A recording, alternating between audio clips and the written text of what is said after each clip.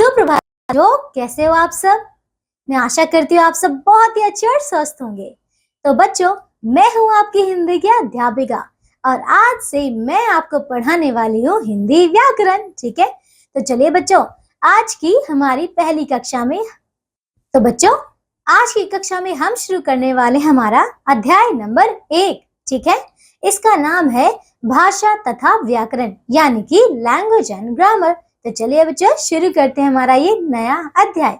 आइए बच्चों से शुरू करते हैं। ठीक है, देखिए, भाषा वह साधन है जिसके द्वारा हम अपने भावों और विचारों को एक दूसरे तक पहुंचाते हैं। तो बच्चों समझ आया, जिस प्रकार मैं यहाँ पे बोल रही हूँ, कुछ बोलकर आपको समझा रही हूँ, है ना। ये किताब में आपका जो भी लिखा हुआ मैं इसे पहले पढ़ रही हूँ, है ना।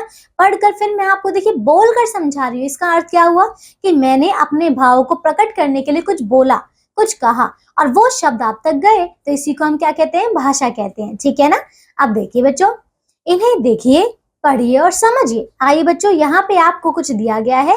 इनमें दो बच्चियां हैं, उनके बीच में आपस में क्या हो रही है, कुछ बात हो रही है, तो उसको देखते हैं। ठीक है, चलिए। तो पूजा क्या कहती है, देखिए।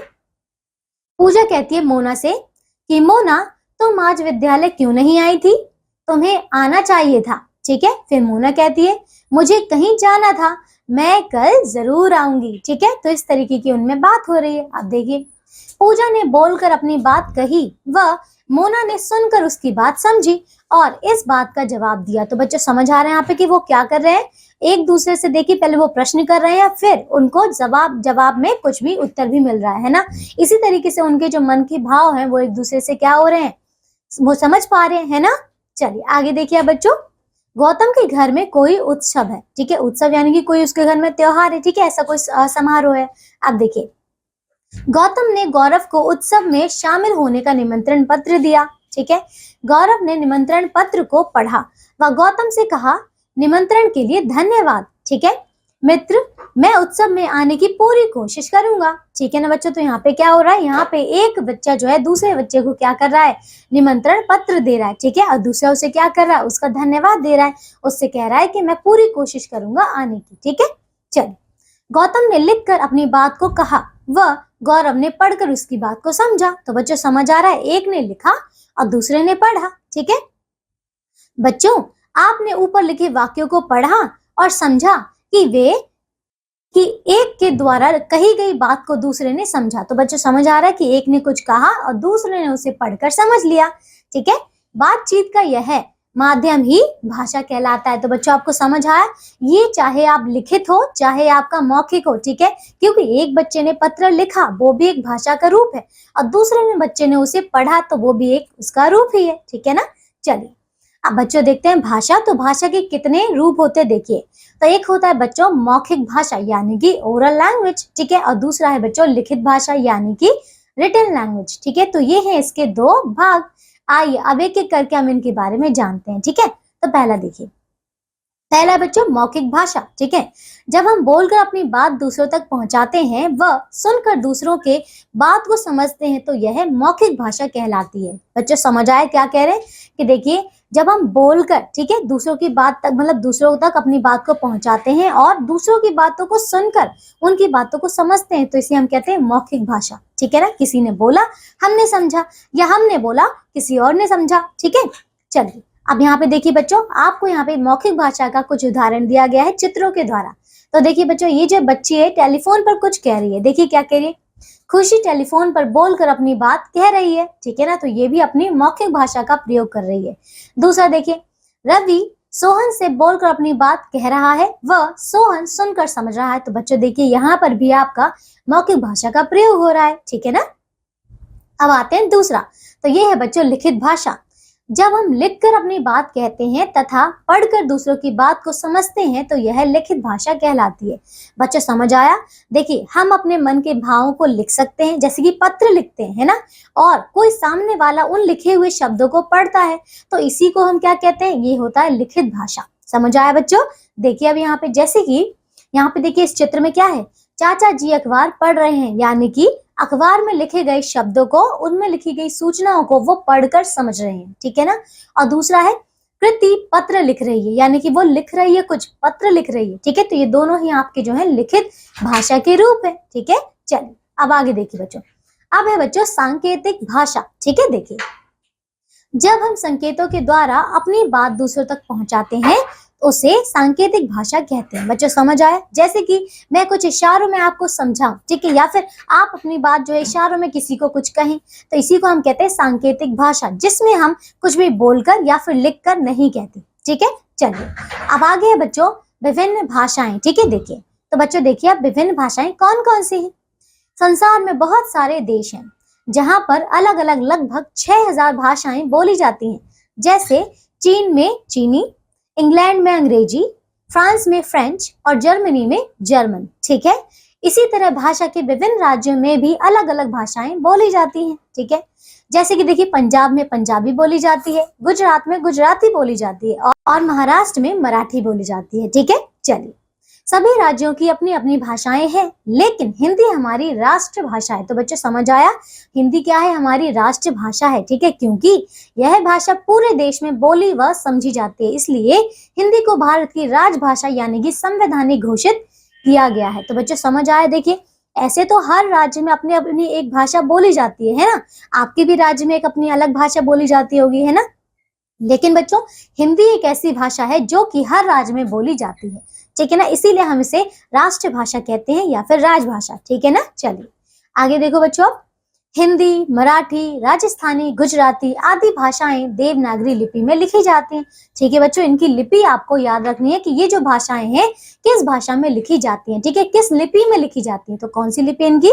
देवनागरी। ठीक है, अंग्रेजी भाषा रोमन में, पंजाबी भाषा गुरुमुखी में और उर्दू भाषा फारसी में लिखी जाती है। ठीक है ना बच्चों, इन सभी की लिपि आपको याद करना अति आवश्यक है। ठीक है, हिंदी, मराठी, राजस्थानी, गुजराती इन चारों भाषाओं की जो लिपि है वो क्या है? देवनागरी। अंग्रेजी की है रोमन और पंजाबी की है क्या? गुरुमुखी। उर्दू की है फारसी। ठीक है, चलिए अब आगे देखते हैं। तो बच्चों आइए अब हम समझते हैं कि लिपि होता क्या है। ठीक है, देखिए जब हम किसी भाषा को लिखते हैं तो उसको लिखने के लिए कुछ चिन्हों का प्रयोग करते हैं। भाषा को लिखने के लिए निश्चित किए गए चिन्हों को लिपि कहते हैं। तो बच्चों समझ आया, जिस प्रकार हम पत्र लिखते हैं, जिस प्रकार हम अखबारों में लिखे गए शब्दों को पढ़ते हैं, उनकी सूचनाओं को पढ़ते हैं, तो वो लिखा हुआ है क्या? लिखे हुए वो कुछ चिन्ह है ना, कुछ चिन्ह है जो कि जैसे कि हमने उसमें वर्ण लिख दिए, अक्षर लिख दिए, उनमें मात्राएं लगा दी, तो वो कुछ उनका प्रयोग करके हमने वहां पे कुछ सूचना लिख दी है और उसी को हम पढ़ते हैं। तो वो जो लिखा हुआ है वही आपकी लिपि है। ठीक है ना, चलिए अब आते हैं बच्चों व्याकरण पे। ठीक है, देखिए जब हम कोई भाषा सीखते हैं तो भाषा का सही ज्ञान ना होने के कारण बहुत सी गलतियां करते हैं। ठीक है, हम उसे गलत लिखते हैं व उसे गलत पढ़ते हैं। तो बच्चों समझ आ रहे, देखिए अगर आपको व्याकरण का अच्छे से ज्ञान नहीं होगा तो आप बोलते या लिखते समय कई सारी ऐसी गलतियां करेंगे। ठीक है, चलिए देखिए जैसे कि यहाँ पे बच्चा है, ये क्या कह रहा है? देखिए मुझे आम खाना पसंद हूँ। बच्चों देखिए क्या ये आपको बोलने में सही लग रहा है कि मुझे आम खाना पसंद हूँ? नहीं, ये थोड़ा सा अटपटा लग रहा है ना। दूसरा देखिए बच्चों, ये बच्ची क्या कह रही है? मुझको मेरे घर जानी है। क्या ये सही है? नहीं बच्चों, ये भी सही नहीं है। आप देख रहे हैं इनमें दोनों में ही आपका कांटे का निशान लगा हुआ है। ठीक है ना, अब आगे देखिए ये दोनों ही वाक्य अशुद्ध हैं। ठीक है, क्योंकि मुझे आम खाना पसंद हूँ के स्थान पर मुझे आम खाना पसंद है होना चाहिए। बच्चों समझ आया? आप देख रहे हैं ना कि मुझे आम खाना पसंद है, ये आपका बहुत अच्छा बहुत सही वाक्य है। ठीक है, अब देखिए मुझको मेरे घर जानी है के स्थान पर मुझे अपने घर जाना है होना चाहिए। ठीक है ना बच्चों, तो आपको यहाँ पे शुद्ध और अशुद्ध आपको वाक्य जो है आप समझ आ गए होंगे। ठीक है, चलिए अब आगे देखिए बच्चों, इस अशुद्ध उच्चारण का प्रमुख कारण है भाषा के नियमों की जानकारी का ना होना। बच्चे समझ आया?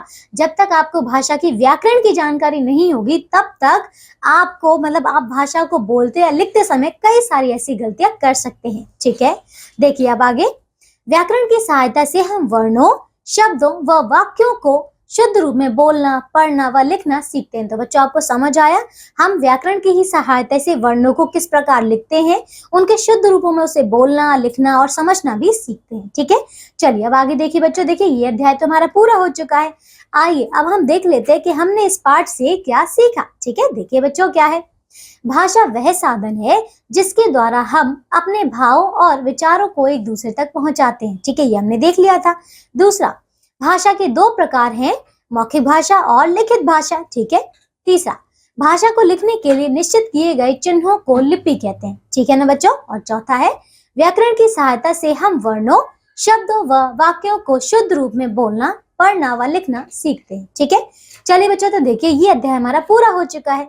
आइए अब हम करते हैं इसके अभ्यास, ठीक है। चलिए बच्चों, आओ अब हम करें इसका अभ्यास, ठीक है। चलिए देखिए, तो बच्चों पहले है मौखिक प्रश्न, यानी कि दिए गए प्रश्नों के उत्तर दीजिए, ठीक है बच्चों। चलिए देखिए, तो आपको यहाँ पे बोल बोल कर इसके उत्तर मुझे बताने हैं, ठीक है। चलिए इसका पहला प्रश्न देखिए, भाषा किसे कहते हैं। देखिए बच्चों, अभी हमने देखा था कि भाषा किसे कहते हैं। देखिए देखिए यहाँ पे देखिए क्या लिखा है, भाषा वह साधन है जिसके द्वारा हम अपने भावों और विचारों को एक दूसरे तक पहुंचाते हैं, ठीक है।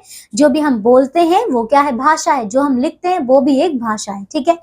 अब देखिए दूसरा, लिपि किसे कहते हैं, ठीक है। लिपि क्या होती है बच्चों, तो भाषा को लिखने के लिए निश्चित किए गए चिन्हों को लिपि कहते हैं, ठीक है। आपको इसकी पूरी पूरी परिभाषा यहाँ पे दी गई है, आप यहाँ से सीधे इसमें से लिख सकते हैं, ठीक है।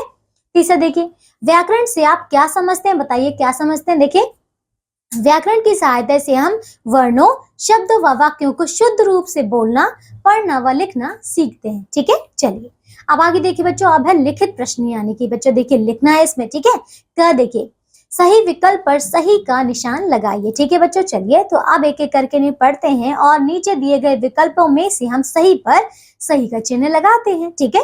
पहला देखिए क्या है, संकेत द्वारा बात करने को कहते हैं, बताइए क्या कहते हैं, मौखिक भाषा, लिखित भाषा या फिर सांकेतिक भाषा। तो बताइए बच्चों क्या कहते हैं उसे। तो बच्चों इसका उत्तर है तीसरा, क्या, सांकेतिक भाषा। तो इस पर हम लगा देते हैं सही का निशान, ठीक है। अब देखिए इसका दूसरा प्रश्न, हिंदी भाषा की लिपि है, बताइए क्या, रोमन, देवनागरी या गुरुमुखी। तो बच्चों इसका उत्तर है दूसरा, ये है देवनागरी, ठीक है।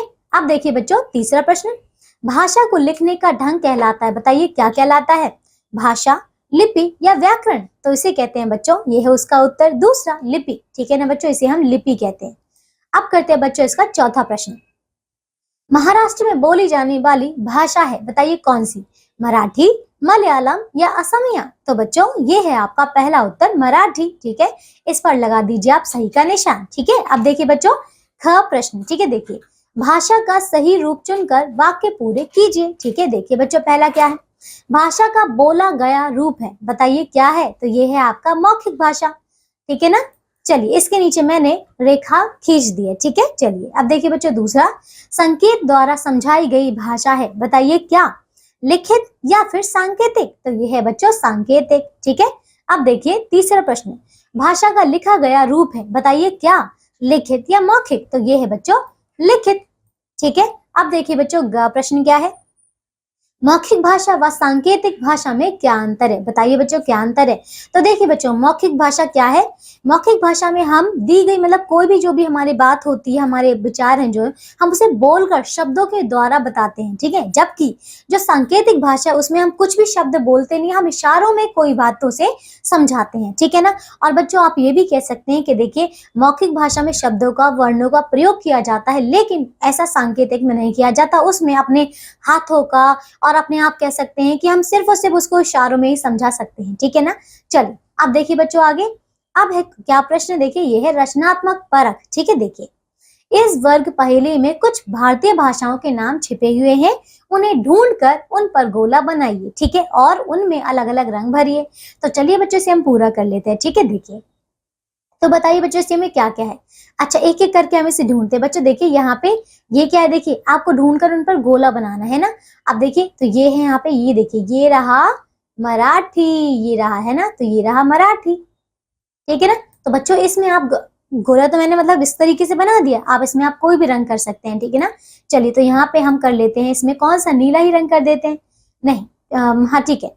चलिए चलिए मैं इसमें कुछ और कलर, आइए बच्चों मैं इसमें नीला रंग कर देती हूँ, ठीक है, आसमानी। तो देखिए बच्चों ये हो जाएगा इसमें, ये देखिए, ठीक है बच्चों। तो ये मैंने जो तीनों इसके शब्द अक्षर है वो मैंने उसको नीले रंग से कर दिया है, ठीक है। अब देखिए बच्चों आगे अब कौन सा है, आइए हम इसको वापस से ले लेते हैं, ठीक है। तो देखिए आप देखिए कौन सा है इसमें, और देखिए और कुछ दिख रहा है आपको, ये देखिए उड़िया, ये देखिए ये रही उड़िया, ठीक है। ये देखिए ये रही उड़िया, ठीक है। चलिए इस पर भी आप कोई और रंग कर दीजिए, ठीक है। तो इस पर मैं कर देती हूँ यहाँ पे, देखिए बच्चों कौन सा रंग, इस पर मैं कर देती हूँ लाल रंग, ठीक है। चलिए देखिए जैसे कि ये उ फिर ड़ और फिर य। ठीक है ना, चलिए ये हो गया। आइए अब हम करें कौन सा, देखिए आप कहीं और, आपको कोई और भाषा दिख रही है क्या? ये देखिए मुझे एक और बात दिख रही थी, देखिए कौन सी, ये देखिए गुजराती। ठीक है, तो ये रही आपकी गुजराती सबसे नीचे। ठीक है, ये रही यहाँ से गुजराती। ठीक है, आइए इसको हम दूसरे रंग से रंग देते हैं। ठीक है, तो ये कर देती हूँ मैं इसका कौन सा रंग, इसको मैं कर देती हूँ हरा रंग। ठीक है, देखिए तो ये रहा, पहले मैंने ग पर किया, फिर मैंने ज पर, फिर रा पर और फिर ती पर। ठीक है ना बच्चों, अब और देखिए और कहाँ पे, ये देखिए ये रही पंजाबी। ठीक है, ये देखिए ये रही पंजाबी, ये देखिए।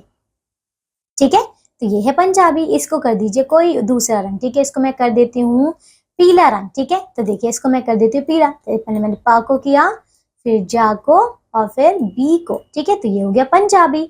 अब कोई और देखिए बच्चों, अच्छा यहाँ देखिए ये रही कश्मीरी, ये देखिए ये देखिए ये रही कश्मीरी। ठीक है, आप देखिए कश्मीरी में मैं कोई और रंग कर देती हूँ, कौन सा कर दूं इसमें, इसमें मैं कर देती हूँ गुलाबी। ठीक है, तो चलिए इसमें देखिए मैंने क में कर दिया पहले, फिर श में, फिर नी और फिर री। ठीक है, तो ये हो गया कश्मीरी। अच्छा कोई और भाषा आपको दिखाई दे रही है क्या, बताइए? तो देखिए देखिए कौन सी, ये देखिए ये रही असमिया, ये देखिए ये रही असमिया। ठीक है, और ये देखिए यहाँ पे ये तेलुगु भी है, तो ये देखिए ये रही तेलुगु। ठीक है, इसके अलावा कुछ और आपको दिख रहा है क्या, और देखिए और कहीं कुछ है क्या? बंगाली भी दिखी मुझे, ये देखिए ये रही बंगाली, ये देखिए ये रही बंगाली। ठीक है, और ये देखिए यहाँ पे है तमिल, तो ये देखिए ये रही तमिल। ठीक है, कहीं और कुछ दिख रहा है क्या बच्चों, देखिए तमिल और कुछ है बच्चों, और कुछ है देखिए, बस। ठीक है, हाँ संस्कृत, ये देखिए बच्चों ये संस्कृत भी है, यहाँ देखिए ये रही संस्कृत, ये देखिए ये रही संस्कृत। ठीक है बच्चों, देखिए यहाँ पे हमने कई सारी भाषाएं जो है वो देख ली है। ठीक है ना, तो आप बच्चों इसमें आप और दोबारा से इसको फिर से करेंगे और इसमें रंग भरेंगे। ठीक है, चलिए बच्चों आगे देखें। अब है बच्चों बात करें। ठीक है, देखिए तो अगर जानवर या पक्षी हमारी तरह बात कर पाते तो आप किस जानवर या पक्षी से बात करना पसंद करते और उनसे क्या बात करते, चर्चा कीजिए। तो बच्चों इस पर आप खुद से विचार करेंगे। ठीक है, और अपने मित्रों के साथ में इसकी चर्चा करेंगे। ठीक है, अब देखिए बच्चों जीवन कौशल। ठीक है, देखिए तो सभी भाषाओं की अपनी अपनी विशेषताएं होती हैं। ठीक है ना, इसलिए हमें सभी भाषाओं का आदर करना चाहिए। ठीक है ना बच्चों, देखिए बहुत ही ज्यादा महत्वपूर्ण बात है, क्योंकि हमारे देश में कई प्रकार की विभिन्न प्रकार की भाषाएं बोली जाती हैं, इसीलिए देखिए हमें हर भाषा का सम्मान करना चाहिए और उनको समान आदर देना चाहिए। ठीक है, चलिए बच्चों, तो देखिए ये अध्याय हमारा पूरा हो चुका है, इसमें हमने भाषा के बारे में बहुत अच्छा कुछ जान लिया है ना। अब मैं आपसे आशा करती हूँ कि आप सभी भाषाओं को एक समान अधिकार देंगे। ठीक है, समान उनको सम्मान देंगे, सबका आदर करेंगे। ठीक है, चलिए बच्चों अब हम मिलेंगे एक नई कक्षा में ऐसे ही नए अध्याय के साथ। तब तक के लिए आप सब अपना ध्यान रखिए और स्वस्थ रहिए। बाय बच्चों।